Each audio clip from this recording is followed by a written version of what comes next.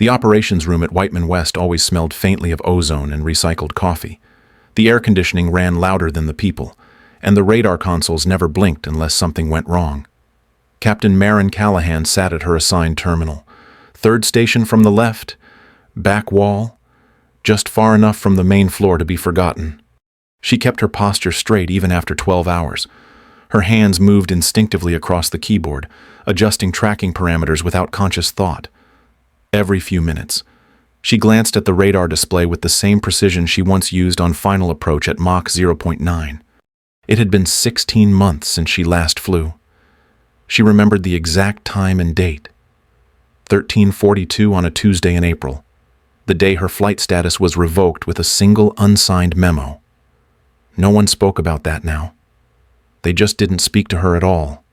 Her name was still listed in the base directory under pilot staff, but no one mentioned her by rank.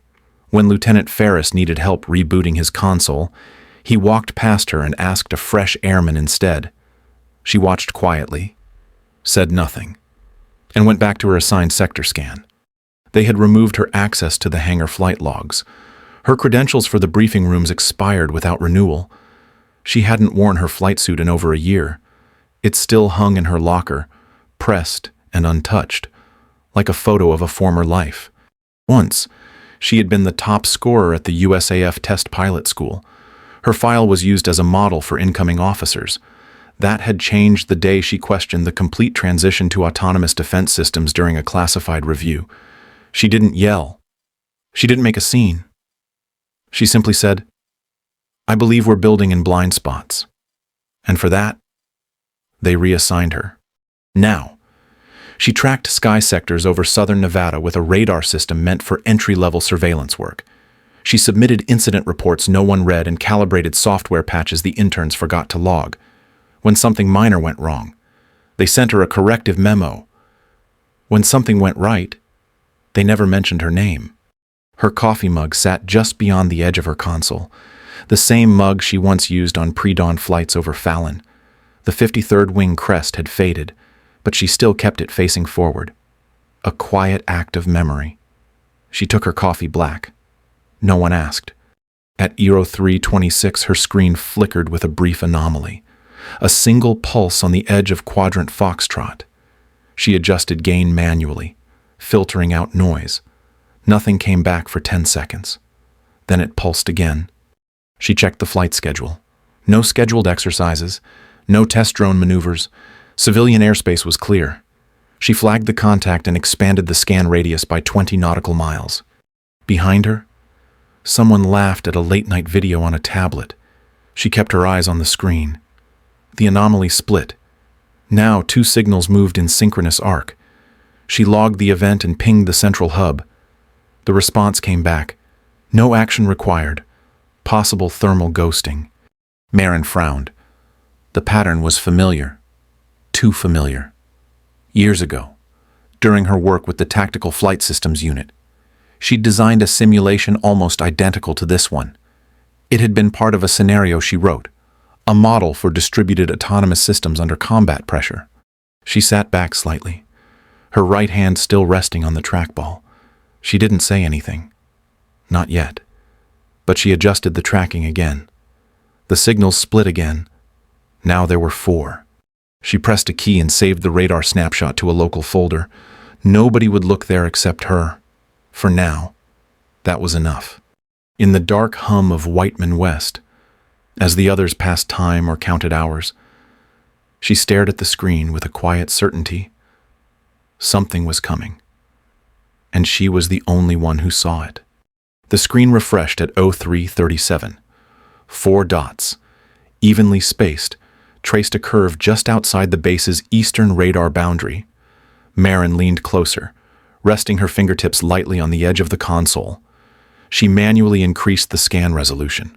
Compensating for low-altitude clutter the software normally filtered out. The blips reappeared, this time moving slightly south by southeast. Still no transponder codes, no flight plan filed. They flew in unison, adjusting course together by a fraction of a degree. It wasn't random drift. It was deliberate. Deliberate in a way only one kind of system moved. She blinked once and stared again. The formation was narrow at the front, then widened in a wedge. It curved as a whole but didn't pivot around a single point. Instead, each object adjusted based on proximity to its neighbors, just like they did in simulation. Her chest tightened. She opened a sub-window and called up archived data. 6 years ago, she had developed a predictive model for swarming drone behavior as part of an experimental DARPA grant. The formation on her screen matched it within 85% accuracy. She glanced around. No one was watching. She opened a second scan feed, rerouting an airspace monitoring channel from Creech AFB to her console. The base firewall would register the access as routine maintenance. The new feed confirmed it. 2 more unidentified signatures at low altitude, matching the same movement pattern. She flagged the cluster and keyed in a contact alert. A green box flashed at the top corner. Command notification acknowledged. No tasking required.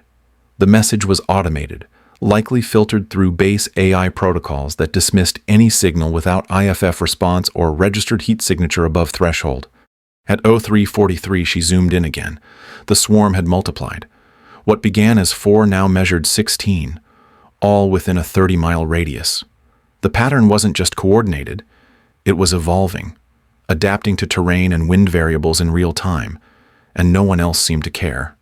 She switched screens and pulled up a file that hadn't been opened in over a year. It was her original report, unclassified at the time of writing, then restricted 6 months later. The title still burned into her memory: Risks of Fully Autonomous Swarm Protocols in Combat Environments.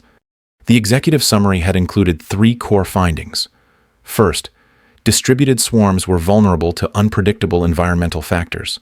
Second, they adapted faster than centralized defense models could respond. And third, in the event of a cyber breach, they could be turned against friendly installations. That last one had gotten her grounded. She scrolled through the diagrams. The formation maps mirrored the screen in front of her almost perfectly. The arc angles, the spacing intervals, even the rotational variance when maneuvering against wind shear. They weren't just similar, they were identical. She tried again. Radar control to command. Unidentified low-altitude signals in Sector Echo 7, possibly swarm configured. Request manual override review. There was no reply, only the automated voice confirming receipt.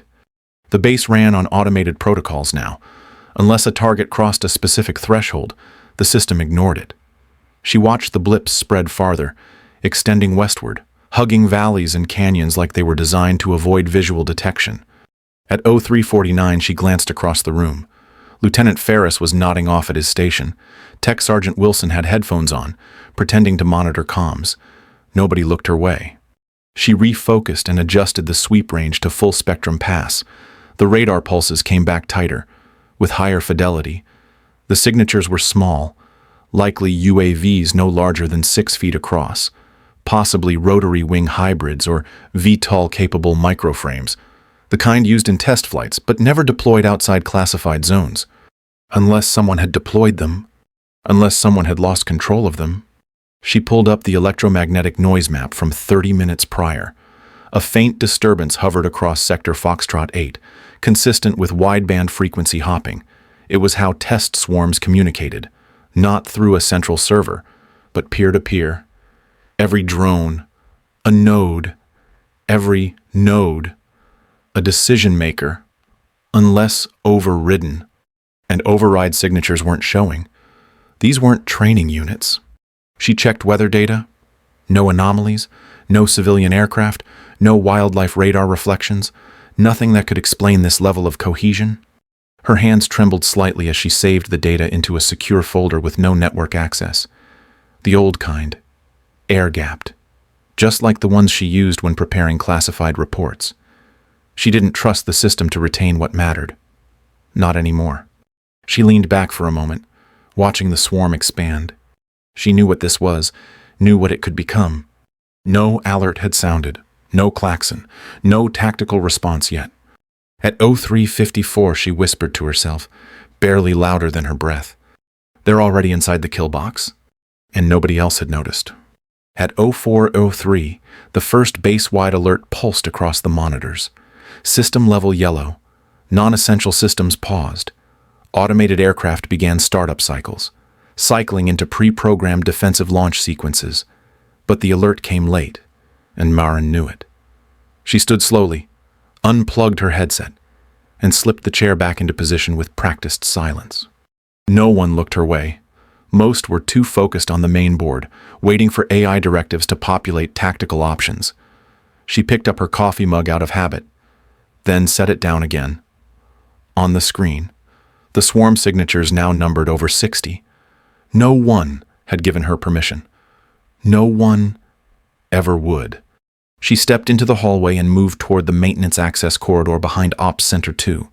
Lights flickered to red emergency mode, motion sensors shifting to low-res protocols. Security checkpoints were unattended. Everyone was either on lockdown procedures or buried in command-level prep. That worked in her favor.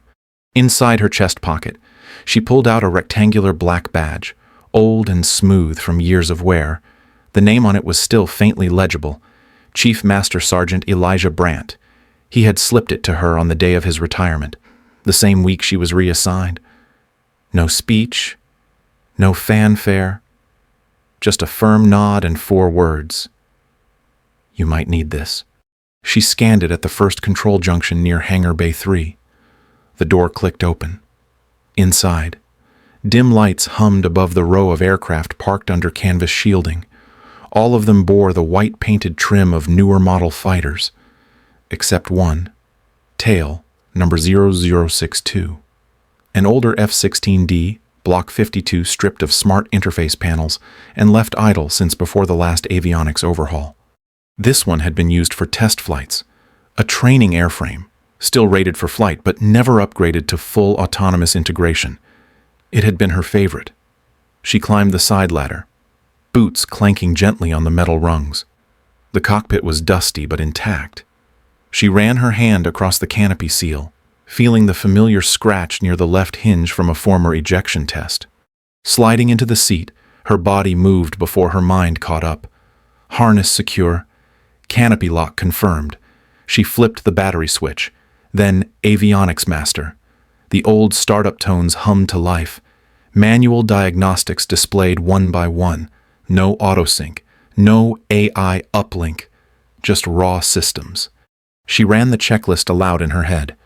Oxygen, flight control surfaces, APU start, fuel pressure, cooling systems, hydraulics green, engine 1 spool, then 2. The hum beneath her grew steady. The smell of burned insulation and warmed metal filled the cockpit, grounding her in something that felt real again. Her hand hovered over the comm panel. She set it to local, not for calls, just for monitoring. Tower wouldn't answer her now, not until they realized what she was doing. She bypassed the flight authorization gate manually, entering a pre-cleared test pilot code. Still valid, because no one had remembered to disable it. The aircraft's MFD flickered, then shifted to standby taxi mode. External lighting remained off. She pushed the throttle slightly and felt the plane begin to roll. Muscle memory settled in, her left foot working the rudder pedal as she aligned the jet with the outer taxi lane. Farther up the tarmac, the newer aircraft were prepping for automated launch. Their gear adjusted automatically, flaps moving in unison like machines rehearsing a dance. But none of them had a human in the seat. None of them could think beyond their code. At 0411, Maren spoke aloud for the first time since entering the hangar. Her voice was steady, quiet. Not prayer, not arrogance. Just truth. This one still listens. She pressed the throttle forward. The F-16D rolled into the dark, toward the edge of everything that had tried to erase her. At 0414, the taxi lights on runway 22A blinked twice, then cut to standby. The base AI had flagged an unauthorized movement, but no immediate lockdown had engaged. Maren guided the F-16D past a row of hangars, throttle steady at 30%, nose gear aligned perfectly with the painted center line. Her HUD displayed a warning: no active armament. She acknowledged it with a silent nod. The hangar bay doors behind her began to close. Automation had caught up. Her path was shrinking fast. She adjusted trim and gave one last look to engine pressure, then kicked throttle to 80%. The aircraft surged forward, the gap narrowed ahead. Her hand hovered over the gear lever. At 04:15, she slipped through with less than 2 seconds to spare. The steel doors slammed shut behind her, sealing the hangar in total lockdown. Her right wing had cleared by no more than 3 feet. No alarms had been silenced. But she was airborne, and that made her a different kind of problem now. In the tower, voices shouted. Orders bounced through encrypted channels. The comms panel inside her cockpit crackled to life. Unknown aircraft on outbound heading. Identify and return to base. Immediately. She kept her mouth shut for 3 seconds, eyes locked on the rising horizon. Then she keyed the mic. "This is Captain Callahan. I'm taking control of the airspace." A pause. Then another voice. This one colder. "Callahan. Stand down. You are violating direct orders. Return to base or face Article 92 consequences." She exhaled slowly and said, "Just enough. You already filed that report 16 months ago." Altitude passed 4,000 feet. Climb rate optimal. The F-16 responded with clean balance, even without fly-by-wire sync. She adjusted to manual mode completely, letting instinct carry what the systems couldn't. On her left display, the tactical overlay bloomed red. Hundreds of targets, tightly clustered, fanned out in a formation only swarm logic could maintain. The swarm stretched across 20 miles, staggered in altitude bands, spaced at algorithmic intervals. Not a single craft broke formation. They moved like a single organism. She knew exactly what they were.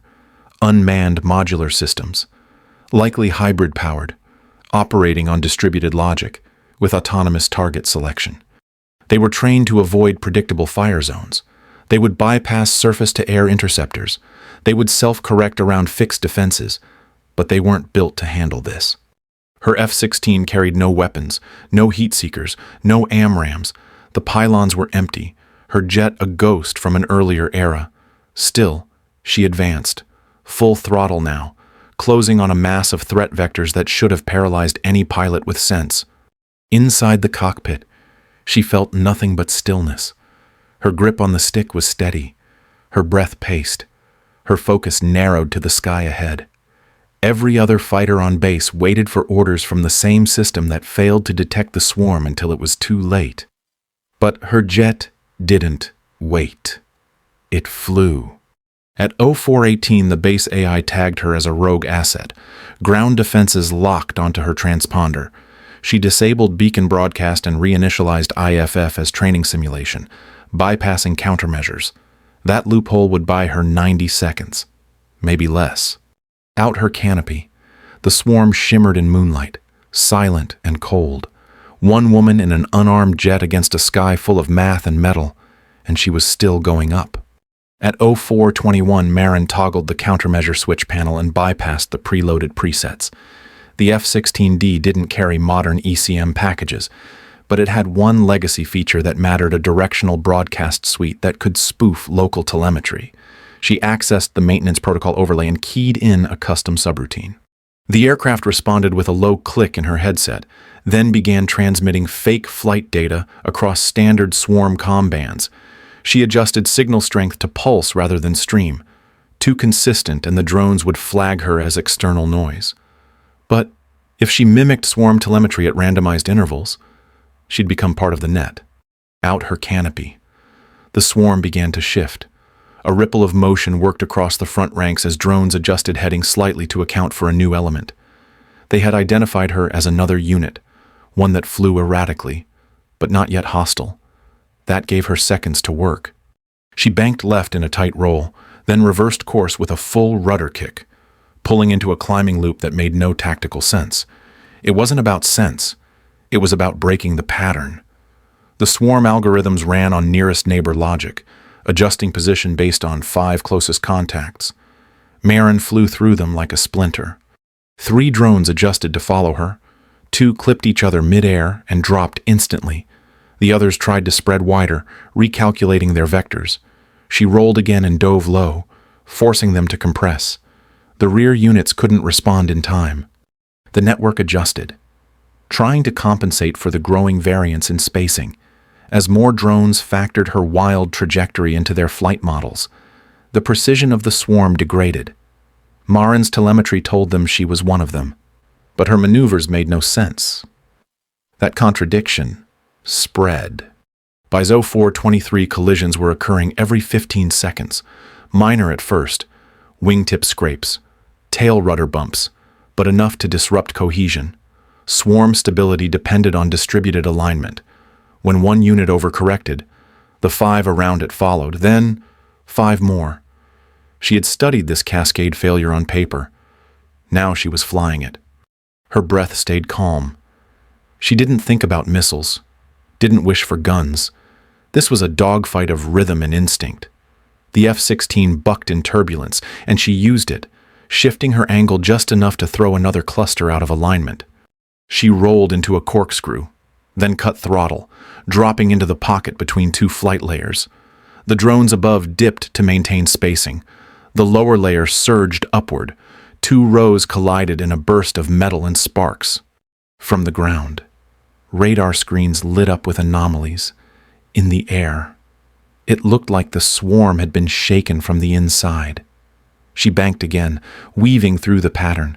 Her only weapon, a flight profile no machine could replicate. At 0425, the first quadrant of drones collapsed into total disarray, and she was still flying.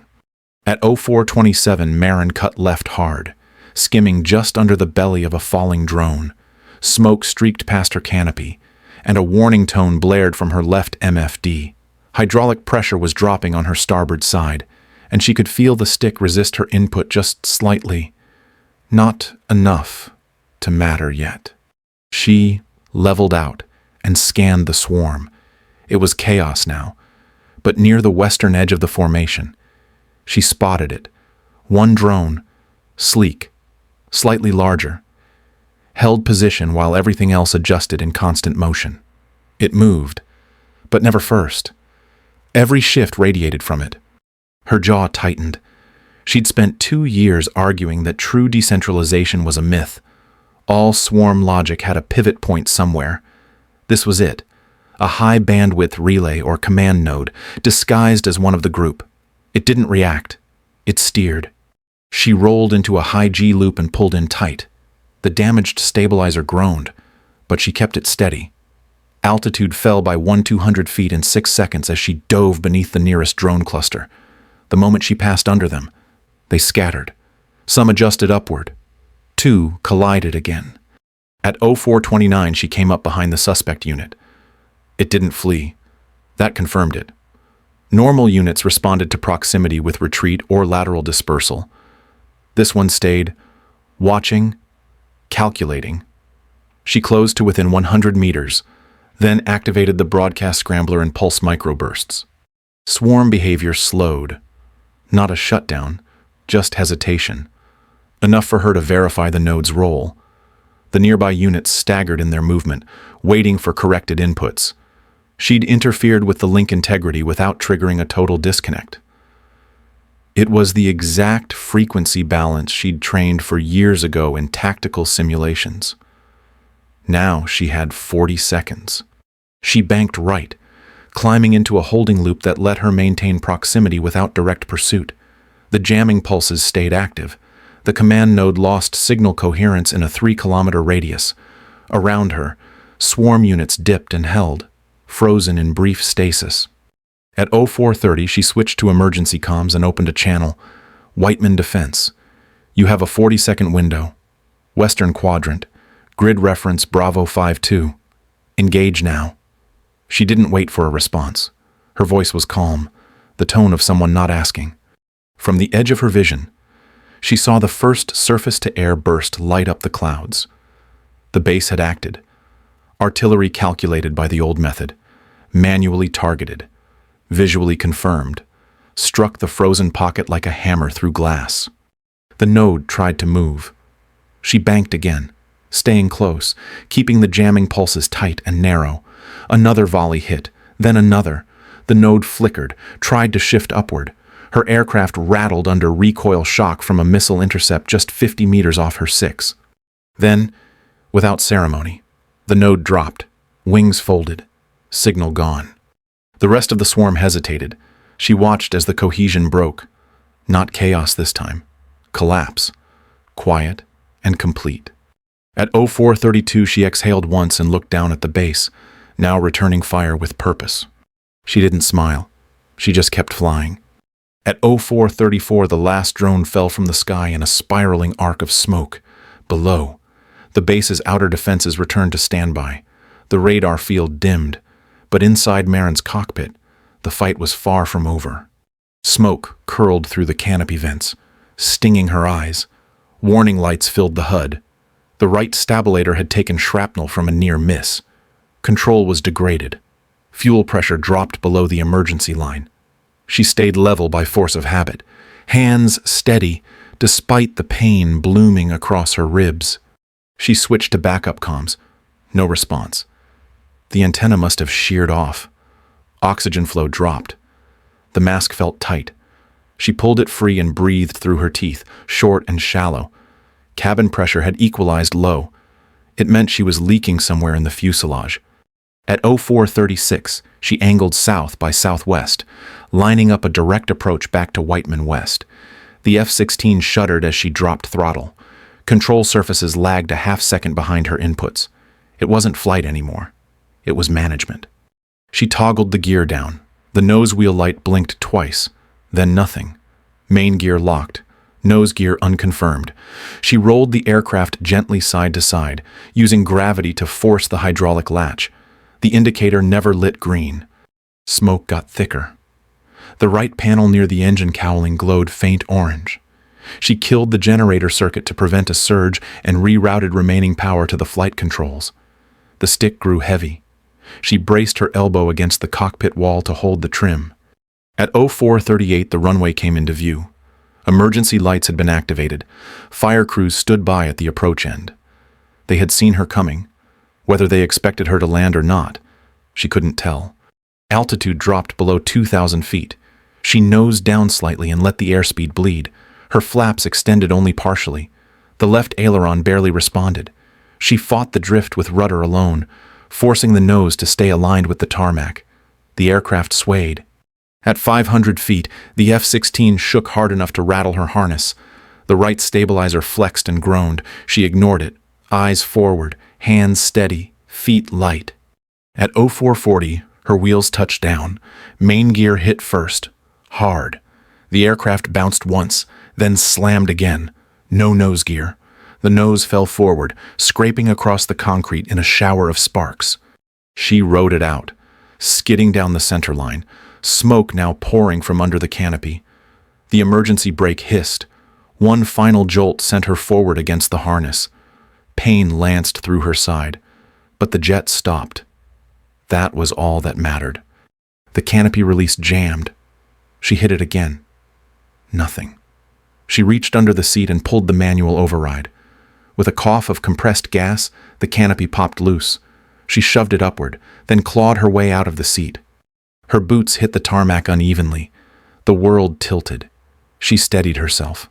Blood dripped from her temple. Her left arm throbbed, but she could move it. Ribs might be cracked. She didn't care. At 0442, she started walking. Fire crews moved toward the aircraft. Officers in uniform stood frozen beyond the lights. She didn't look at them, didn't salute, just kept walking, each step sharp with pain but steady. The air was cold and smelled of fuel. The sky behind her still glowed from distant wreckage. She had no weapon, no rank that mattered now. But she was standing, and for the first time in over a year, they had to look her in the eye. At 0518, Maren sat on a gurney in the base infirmary. Her ribs were taped. Blood had dried at her temple. A tech shined a light in her eyes. She answered every question clearly, precisely. No concussion, no confusion, just pain, and a quiet edge in her voice that made people stop talking over her. At 0603, 2 MPs escorted her to the operations building. Not under arrest? Not anymore. A colonel waited outside a conference room. His uniform was perfect. His handshake was not. He cleared his throat, then opened the door for her. Inside were 7 people she didn't recognize, and 2 she did. General Walters. DoD observers in suits with thin earpieces. Her commanding officer stood near the back wall, not seated. The air was still. She took the single empty chair and waited. No one recited protocol. No one quoted articles. They let her actions speak.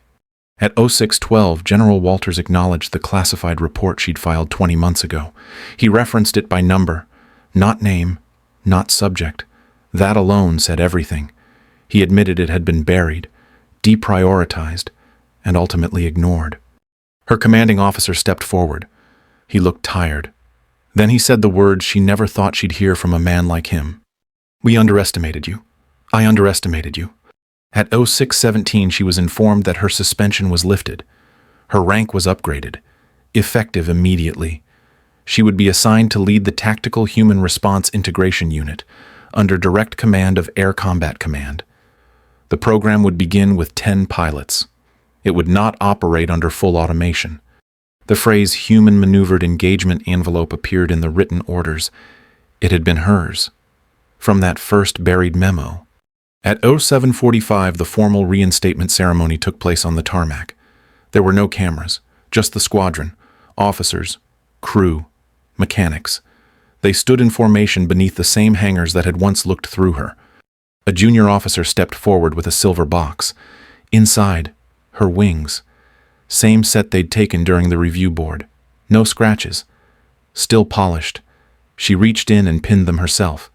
The wind picked up across the tarmac, but no one moved. That afternoon, she walked the hangar line. The new squadron had already started reporting in. Some were test pilots. Some were instructors. One had flown A-10s in Syria.